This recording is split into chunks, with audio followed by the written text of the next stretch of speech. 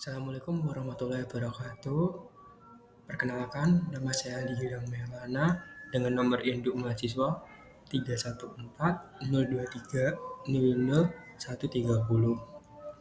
Hari ini saya akan menjelaskan tentang aktiva tetap berwujud untuk penugasan UAS RPL kelas RPL tahun 2024. Untuk definisinya sendiri, di dalam PSAK nomor 16 paragraf 5 disebutkan bahwa aktiva tetap adalah aktiva berwujud yang dapat diperoleh dalam bentuk siap pakai atau dibangun terlebih dahulu, yang digunakan dalam proses operasional perusahaan.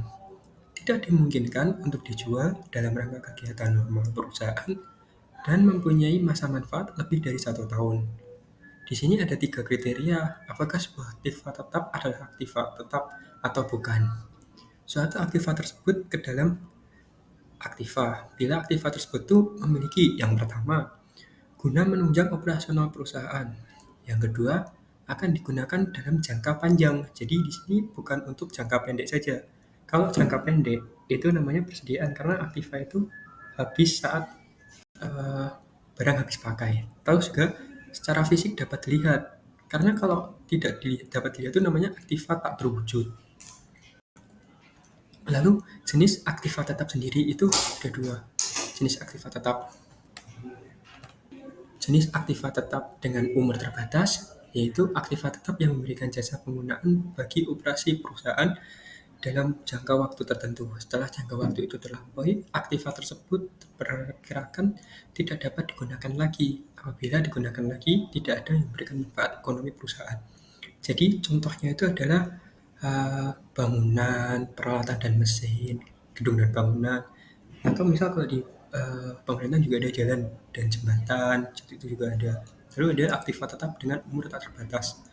Aktiva tetap yang tidak akan tidak akan habis digunakan atau tidak diketahui kapan jasa yang diberikan oleh aktiva tetap tersebut akan habis. Contohnya adalah tanah. Aktiva semacam ini juga disebut sebagai under principal asset. Lalu untuk perolehannya sendiri, perolehan dari aktiva tetap itu perlakuan akuntansinya terhadap pengeluaran yang berhubungan dengan perolehan dan penggunaan aktiva tetap dapat dibagi menjadi dua, yaitu ada pengeluaran modal atau capital expenditure. Ini adalah pengeluaran-pengeluaran untuk memperoleh suatu manfaat yang akan dirasakan lebih dari satu periode akuntansi. Pengeluaran seperti ini dicatat sebagai rekening aktiva atau dikapitalisasi. Lalu ada pengeluaran pendapatan revenue expenditure atau pengeluaran untuk memperoleh suatu manfaat yang hanya dirasakan dalam periode akuntansi yang bersangkutan, sehingga pengeluaran seperti ini dicatat dalam rekening biaya. Lalu untuk suatu aktiva tetap berwujud akan dicatat sebesar biaya perolehannya atau historical cost. Biaya perolehan ini meliputi setiap biaya yang dapat diatribusikan secara langsung untuk membuat aktiva tersebut berada dalam kondisi siap digunakan. Seperti contoh itu ada biaya kalau di pemerintahan itu ada biaya konsultan, terus itu biaya ATK yang terlibat di dalam pembuatan misal kayak gedung dan bangunan, di situ ada kayak konsultan perencananya, terus habis itu uh, ya kan ada direncanakan tuh lah, di situ tuh nanti dimasukin dikapitalisasi kalau nama lainnya itu. Lalu contoh biaya yang didistribusikan secara langsung selain nilai beli aktif adalah biaya persiapan tempat, nah itu tadi, atau biaya pengiriman, atau biaya simpan, atau biaya bongkar, biaya impor, biaya pemasangan, dan biaya profesional. Demikian pula dengan aktiva tetap berwujud tanah. Adapun biaya perolehan tanah baik diperoleh dalam kondisi siap pakai atau diperoleh untuk disempurnakan sampai siap pakai. Ini diatur dalam PSAK 47. Untuk harga transaksi pembelian tanah termasuk tanaman, prasarana, bangunan yang ada di atasnya yang harus dibeli kemudian dimusnahkan, itu juga masuk include di dalam biaya perolehan tanah itu. Lalu ada biaya konstruksi atau pembuatan tanah, bila lahan tanah diciptakan, jadi seperti macam tanahnya itu miring. Nah, itu diluruskan, disejajarkan. Itu nanti biayanya masuk dalam biaya perolehan tanah. Lalu ada biaya ganti rugi penghuni, biaya relokasi, terus ada biaya pembelian tanah lain sebagai pengganti biaya komisi perantara jual beli tanah. Misal tadi beli tanah di kota A, lalu si pemilik yang tanah yang sebelumnya itu dipindahkan di diganti direlokasi itu tadi. Lalu ada biaya pinjaman terkapitalisasi ke dalam tanah. Lalu ada biaya pematangan tanah. Lalu aktiva tetap dapat diperoleh perusahaan dengan berbagai cara. Yang pertama itu ada pembelian tunai. Ada pembelian secara gabungan atau lump sum purchase. Lump sum purchase ini seperti dia beli dengan tunai dengan kredit juga. Lalu ada beli angsuran atau installment purchase. Lalu ada pertukaran atau trade-in seperti tanah di kota A diganti dengan tanah di kota B. Lalu ada penerbitan saham perusahaan sendiri. Lalu ada pemberian atau donation atau ini bisa disebut dengan hibah. Lalu di sini kita sebagai contoh nih tadi untuk pembelian tunai tadi, aktiva tetap ini kasusnya di perlakuan akuntansinya. Lalu di pembelian tunai itu bila aktiva tetap yang diperoleh perusahaan dengan cara beli secara tunai, misal perusahaan membeli mesin bubut seharga 800 juta dari Jepang dengan biaya impor dan PPN 90 juta, dengan biaya pengiriman juga 100 juta, serta biaya simpan dan bongkar muat di pelabuhan 30 juta. Maka biaya perolehan mesin itu adalah total dari 800 tambah 90 tambah 100 tambah 30. Itu menjadi 120 atau 1,2 M. Jadi jurnalnya adalah aktiva tetap atau kita bisa sebut dengan mesin bubut itu 1,2 M dengan yang kreditnya adalah cash karena biaya pembelian tunai sebesar 1,2 M juga. Lalu yang kedua ada pembelian secara gabungan atau lump sum purchase. Ini bila aktiva tetap diperoleh secara bersama-sama, misalnya tanah dan gedung. Apabila terjadi semacam ini, harga perolehan harus dialokasikan ke dalam masing-masing jenis aktiva. Jadi seperti dibagi lah. Ini seperti contoh nih, ada PT Tan Panama membeli tanah dan gedung dengan harga perolehan 27 juta. Harga pasar gedung tersebut adalah 20 juta. Dengan tanah 10.000 per meter persegi. Dengan luas tanah itu ada 1.000 meter persegi. Pengalokasian harga tersebut adalah untuk harga tanah sendiri adalah 1.000 meter persegi dikali 10.000. Itu jatuhnya jadinya 10 juta, itu ada 33%. Lalu harga gedungnya ada 20 juta, itu 66,3% dari totalnya tadi. Lalu harga perolehan gedung 66,67 dikali 27 juta, itu ya sama dengan 18 juta. Lalu untuk harga perolehan tanah 33% kali 27 juta sama dengan 9 juta. Dengan jurnalnya adalah tanah 9 juta, gedung 18 juta, dengan cash sebesar 27 juta. Ini adalah pembelian secara gabungan atau lump sum purchase. Lalu ada pembelian angsuran atau installment purchase. Di sini membelinya secara utang atau angsuran itu semacam kayak utang. Jadi apabila aktiva tetap diperoleh dengan pembelian angsuran, maka harga perolehan yang diakui adalah nilai apabila aktiva tetap tersebut dibeli tunai. Apabila ada perbedaan nilai antara nilai tunai dengan nilai total nilai angsuran, maka selisih tersebut dimasukkan dalam biaya pembelian angsuran. Sebagai contoh, Tan Panama membeli 5 buah alat angkut dengan harga tunai itu sebesar 48 juta. Tetapi PT Tan akan membayar angsuran sebanyak 60 kali sebesar 1 juta. Jurnalnya adalah aktiva tetap alat angkut itu 48 juta dengan biaya pembelian angsuran diakui di muka itu 12 juta. Lalu untuk utang pembelian aktiva tetap itu sebesar 60 juta. Di sini karena 60 kali 1 juta jadi 60 juta. Jadi ada selisih antara 48 juta dengan 60 juta. Makanya dimasuk dalam biaya pembelian angsuran diakui di muka sebanyak 12 juta. Jurnal yang dibuat ketika mengangsur dianggap pembelian terjadi pada awal tahun. Lalu untuk jurnal pembayaran utangnya itu utang pembelian aktiva tetap 12 juta dengan cash sebesar 12 juta dengan biaya pembelian aktiva tetap 2.400.000 dengan biaya pembelian alat angkut dibayar di muka 2.400.000. Keterangannya di sini adalah biaya pembelian alat angkut total 5 tahun. Ini depresiasi sehingga 1 tahunnya adalah 12 juta 5 dibagi 5 menjadi 2.400.000. Lalu ada pertukaran atau trade-in aktiva tidak sejenis.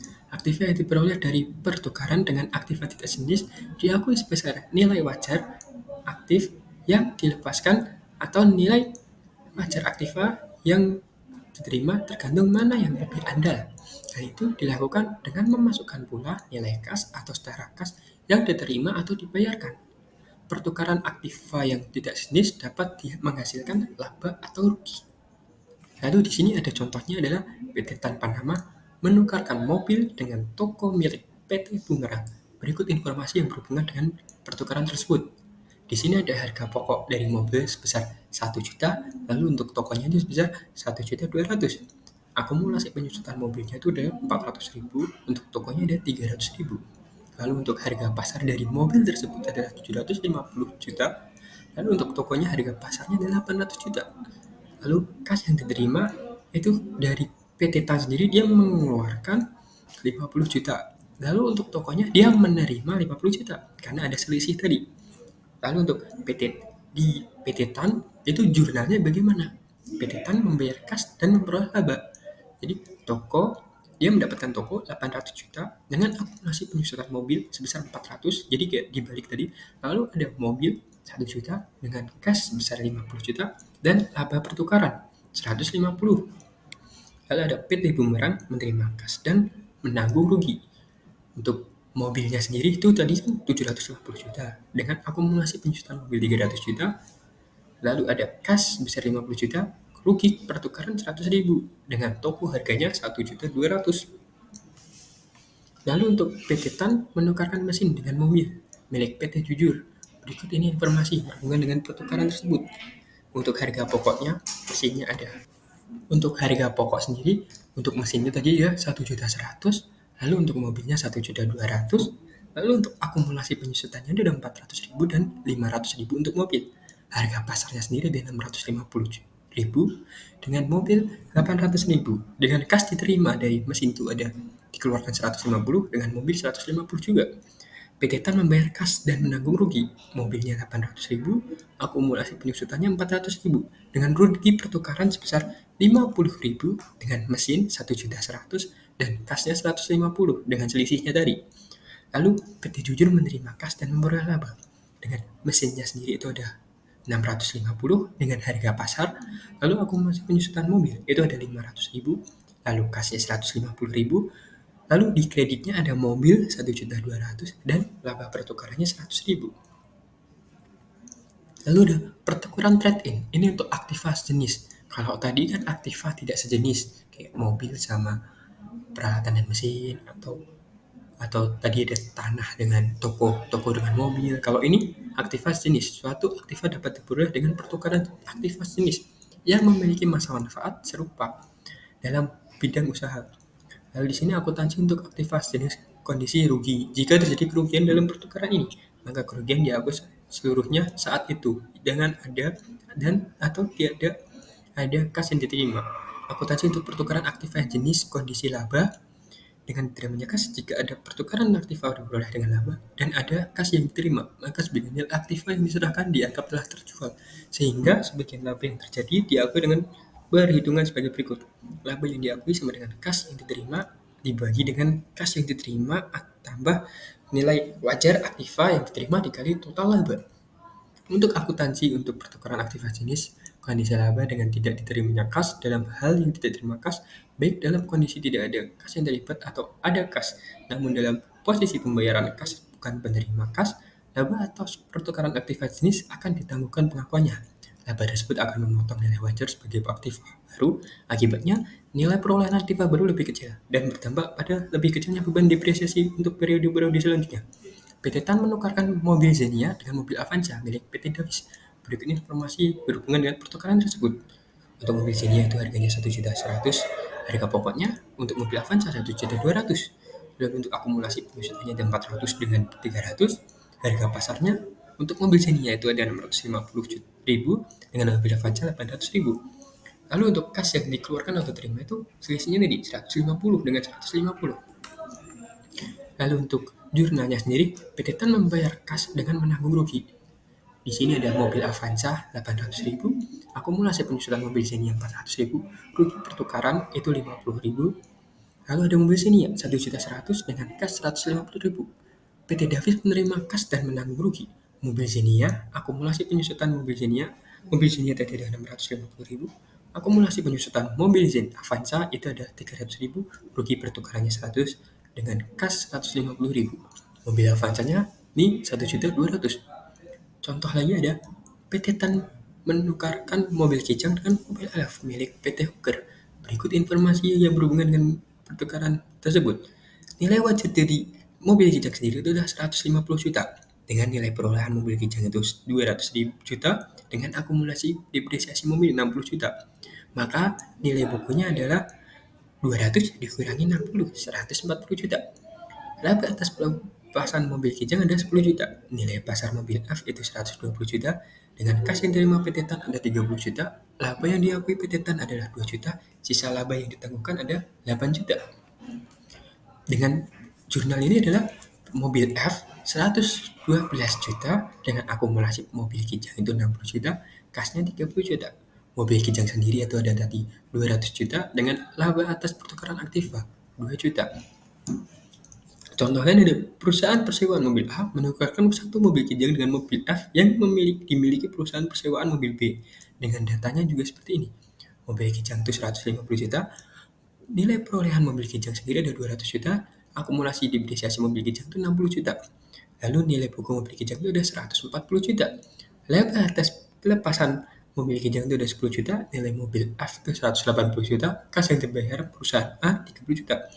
Perhitungan nilai perolehan mobil baru itu ada nilai aktifnya yang dilepaskan dengan nilai aktifnya yang diterima.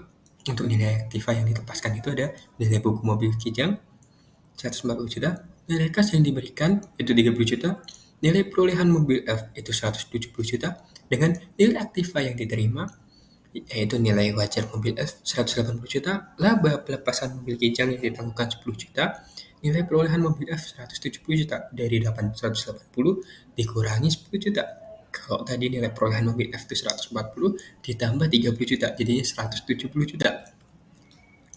Untuk jurnalnya sendiri ada mobil F 170 juta, akumulasi penyusutan mobil Kijang ada 60 juta, lalu untuk kreditnya mobil Kijang 200 juta dengan cash yang keluar itu sebesar 30 juta.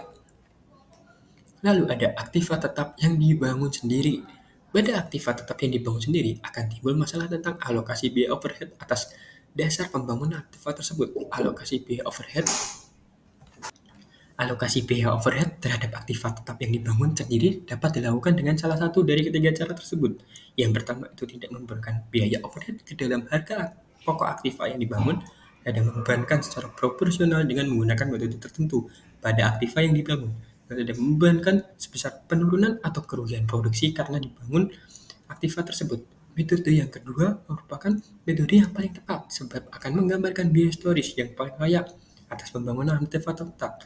Catatannya ada harga pokok aktiva tetap yang dibangun oleh perusahaan sendiri adalah jumlah atas pembangunan tersebut, tidak boleh melebihi harga pasar dari aktiva yang dibangun.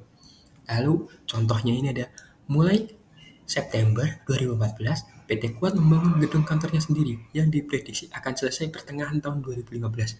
Pengeluaran untuk konstruksi gedung kantor selama 2014 adalah untuk September 100 juta, Oktober 50 juta, November 30 juta, dan Desember 50 juta. Pengeluaran tersebut meliputi semua biaya untuk membangun gedung kantor mulai dari material, tenaga kerja langsung, dan overhead. PT Kuat menggunakan kredit investasi dari Bank X untuk membangun gedung kantor sebesar 50 juta dengan bunga 15% per tahun. Kredit investasi itu diperoleh awal tahun September 2014.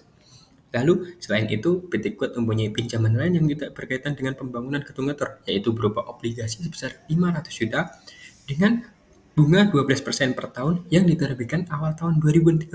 Selain itu, ada juga wesel bayar sebesar 100 juta dengan bunga 16% per tahun yang dikeluarkan pada awal tahun 2014. Biaya pinjaman yang dapat dikapitalisasi dihitung sebagai berikut. Perhitungan rata-rata tertimbang akumulasi pengeluaran. Untuk tanggal September 2014 itu ada pengeluaran sebesar 100 juta. Pada periode kapitalisasi tahun 2014 itu ada 4/12. Rata-rata tertimbang akumulasi pengeluaran itu ada 33 juta 333. Ini dari 4/12 dikali 100 juta. Lalu ada Oktober 2014, tadi ada 50 juta. Di sini ada 3/12. Lalu untuk akumulasi rata-rata timbangnya 12.500 dari 3/12 dikali Lalu untuk November tahun 2014, 30 juta dengan periode kapitalisasi tahun 2014 karena kan di sini semakin tahun semakin akhir ya. Jadi November itu kan ada 2 bulan, jadi 2/12. Ini ada 5 juta dari 2/12 dikali 30 juta. Lalu untuk Desember itu ada 50 juta, 1/12 dikali 50 juta. Itu ada 4.167. Dengan total itu ada 55 juta. Dengan total pengeluaran ada 230 juta. Lalu perhitungan rata-rata tingkat bunga pinjaman. Ini seperti yang terlihat di sini, untuk obligasinya sendiri ada bunganya ada 60 juta, dari 12% dikali 500 juta, lalu hasil bayar itu ada 16% dikali 100 juta, ada 16 juta, totalnya itu ada 76 juta. Rata-rata tingkat bunga pinjaman ada 76 juta dibagi 600 juta sama dikali 100% dengan 12,67%. Lalu untuk perhitungan biaya pinjaman yang dikapitalisasi, di rata-rata tembang tadi ada 50 juta dan 5 juta. Untuk 50 jutanya ada 15%, jadi ada 7.500.000. Lalu untuk yang 5 juta ini bunganya ada 12,67%. Jadinya 673.500 atau di jumlah 8.133.500. Perhitungan biaya bunga aktual tahun 2014, ini jenis pinjaman ada kredit investasi, 50 juta ke 15% kali 4/12 itu jadi 2.500.000. Obligasinya sendiri ada 500 juta dikali 12%, 60 juta. Hasil bayarnya ada 100 juta dikali 16% itu 16 juta dengan total 17.500.000. Dengan total 78.500.000, mohon maaf.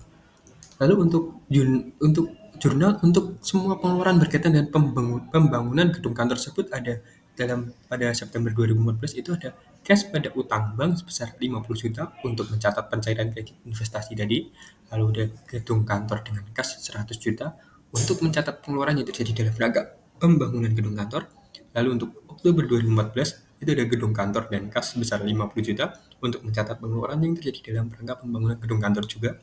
Lalu untuk November ini juga gedung kantor dengan cash sebesar 30 juta dari yang hitungan awal tadi. Lalu untuk yang Desember sendiri, gedung kantornya itu 50 juta dengan cash di kreditnya. Lalu ada beban bunga dengan cash 78.500.000 tadi dari beban bunga yang sebelumnya tadi. Ini untuk mencatat pembayaran bunga kredit investasi, WESL dibayar dari utang obligasi. Lalu untuk yang gedung kantor dengan beban bunga ini sebesar 8.133.500 ini untuk mencatat biaya pinjaman yang dapat dikapitalisasi ke dalam gedung kantor. Lalu untuk aktiva tetap dari sumbangan atau pemberian, ini adalah aktiva tetap dari hibah. Ini apabila aktiva tetap diperoleh dari sumbangan atau pemberian tanpa biaya yang layak. Untuk aktiva seperti ini, maka harga belian atas aktiva diakui sebesar harga wajar yang pada saat pemberian sumbangan, rekening awalnya tetap adalah modal dengan nama modal usaha. Seperti modal sumbangan, seperti contoh, sebuah perusahaan menerima sumbangan berupa alat penyaring limbah industri senilai 100 juta dengan hanya mengeluarkan biaya pemasangan sebesar 2.500.000, maka atas perolehan tersebut perlakuan akuntansi adalah aktiva tetap penyaringan limbah 100 juta dengan kas 2.500.000 dan modal sumbangan 9.097.500. Lalu ada pengembangan fisik dan penggantian, improvement, replacement. Pengembangan fisik adalah istilah yang digunakan untuk mengakui adanya penambahan sebagian aktiva tetap menjadi aktiva tetap yang lebih baik. Penggantian replacement ini digunakan menggantikan aktiva tetap yang ada dengan aktiva tetap yang sama atau lebih baru. Masalah utama adalah kedua kondisi tersebut adalah pengakuan antara apakah pengeluaran tersebut harus dikapitalisasi atau dianggap sebagai biaya reparasi biasa. Ada beberapa kriteria yang mengakui kondisi tersebut sebagai harga pokok yang harus dikapitalisasi atau pengeluaran rutin. Apakah penggantian tersebut memberi manfaat yang lebih di masa depan? Apakah jumlah pengeluaran cukup material? Apabila jawaban untuk kedua pertanyaan tersebut ya, maka penggantian harus dikapitalisasi. Apabila tidak, maka hanya dihitung sebagai beban pemeliharaan. Ada 3 cara yang mengkapitalisasi pengeluaran untuk improvement atau replacement. Yang pertama itu adalah menghilangkan harga pokok aktiva lama dan mengganti dengan harga pokok aktiva baru, seperti contoh membangun gedung lalu menggantinya tadi. Lalu ada mengkapitalisasi aktiva baru tanpa menghilangkan harga pokok aktiva lama. Ini contohnya seperti menambah lantai, itu bisa dengan mengkapitalisasi aktiva baru tadi. Lalu ada didebitkan ke rekening akumulasi penyusutan aktiva lama. Penerapan dalam satu metode tersebut tergantung pada situasi saat pergantian. Seperti contoh, Pada awal tahun ke-21, sebuah rumah yang memiliki nilai perolehan 300 juta serta akumulasi penyusutan 200 juta, lantai keramiknya akan diganti dengan lantai kayu jati untuk keasrian suasana dalam rumah. Selain itu, karena lantai keramiknya sudah banyak yang rusak, rumah tersebut estimasi masa manfaatnya ada 30 tahun. Estimasi nilai sisa nol telah diwujudkan dengan metode garis lurus. Dari data yang diketahui bahwa lantai keramik tersebut nilai perolehan awalnya adalah 30 juta. Dari nilai total perubahan rumah awal tersebut 300 juta, sedangkan akumulasi penyusutan keramik ada 20 juta. Dari total akumulasi penyusutan rumah yang ada, pengeluaran untuk lantai kayu sebesar 70 juta. Pengeluaran untuk lantai kayu tersebut sebagai pengganti lantai keramik yang dikeluarkan ke dalam pengeluaran jenis pengembangan. Jika lantai kayu menyebabkan kualitas rumah yang lebih baik tanpa memperpanjang masa manfaat, maka pencatatan dilakukan sebagai berikut.